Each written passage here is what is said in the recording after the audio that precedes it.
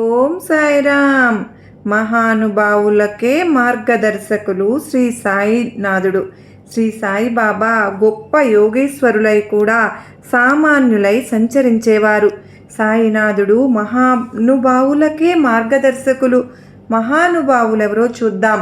ఒకచోట ఎత్తైన ప్రహరీ గోడలున్న ఆవరణలో నుండి ఏదో అద్భుతమైన పరిమళం, కమ్మని సంగీతము వినిపిస్తూ ఉన్నాయి.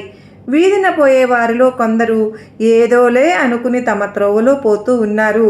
ఇంకొందరు లోపలికి చూచి పరవశులై ఆహా అని లోపలికి దూకేశారు. మరి బయటకు రాలేదు. మరికొంతమంది గోడెక్కి చూశారు.